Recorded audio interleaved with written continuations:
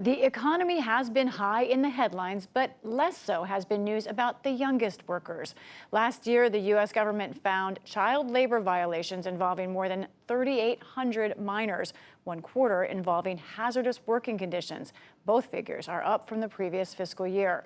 At the same time, a handful of states say they think there's too much regulation of child labor. Ali Rogan has more.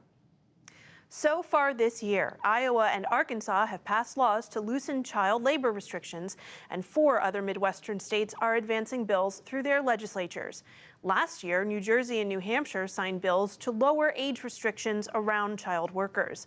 Iowa's law is the most expansive. It would allow some minors to work in jobs that were previously prohibited to them, like those involving demolition and power-driven machines.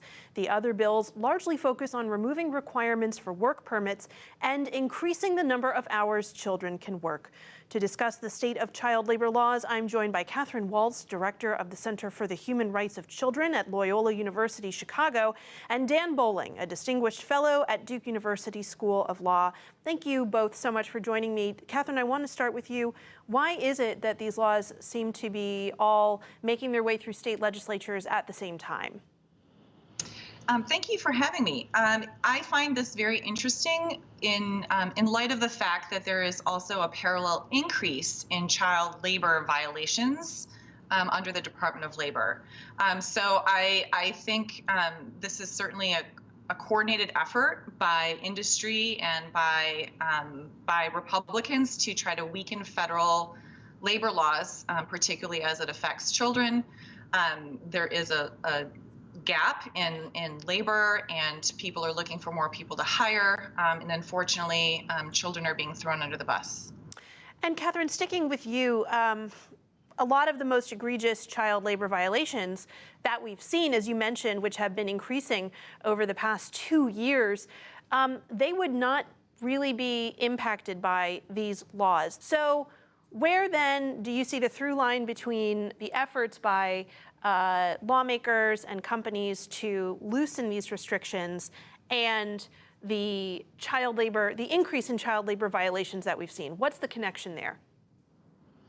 Well, I think there's a couple of things. I wouldn't agree with the characterization that these laws wouldn't affect like the health of children. Our child labor laws exist very intentionally and have been developed over decades, even over 100 years, with the knowledge that children's brains and bodies are different. Children are not adults in miniature. So recognizing that they are more vulnerable to toxins in the environment, to cleaning supplies, to longer work hours, to less sleep, this affects their brains and bodies. This also affects their ability to engage successfully in school and in education. And Dan, there are federal laws on the books. The child labor provisions of the Fair Labor Standards Act sets maximum hours for 14 and 15-year-olds. And, right. and in fact, some of these laws that have either passed or are being considered would run afoul of those federal regulations. So what do you expect to happen there? Are we going to see challenges to these state laws? Right. For example, 2 days ago, a federal court threw out a law or blocked application of one of the new state laws under what we call the preemption doctrine, meaning federal law. States can restrict child labor lawfully. It cannot expand child labor lawfully. I agree with my colleague Catherine on many points. I disagree that there's some sort of consortium of big business. Most of the violations I've been looking at when studying for this were from what I'll call rogue actors or franchisees. I was, as you may know, a chief HR officer for Coca-Cola Enterprises worldwide, and we had some rogue actors. It might send a signal to these rogue actors that it's okay to do this till you get caught, because the fines are fairly minimal. So that's one. I don't think the laws will stand to the extent they loosened. Like the one law, I think in Wisconsin, allows 14-year-olds to serve alcohol. And it's hard to imagine a 14-year-old serving cocktail waitress in some honky tonk in Wisconsin.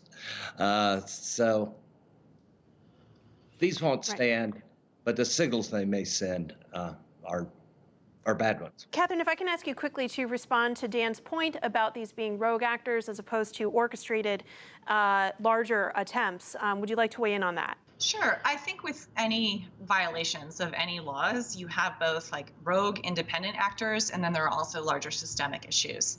And I think with many of the recent child labor violations, these are violations that are happening across several states by large corporations. I'm not saying youth and particularly adolescents shouldn't work. These are jobs, though, where they're expanding hours of work, hours outside of school that impact children's ability to sleep, ability to rest.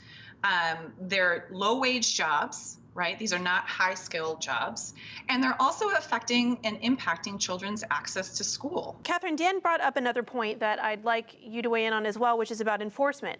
That some lawmakers who have pursued these bills say that the existing Department of Labor regulations are simply not really being enforced. One of the reasons that the Department of Labor Wage and Hour Division isn't pursuing these cases is because it is one of the least funded governmental agencies. It doesn't have the capacity to pursue these cases in the way that it should. And so that is also, a statement to look where our values are. And just because they're not investigating these cases or bringing them to the table doesn't mean that the act itself, these child labor violations, isn't wrong.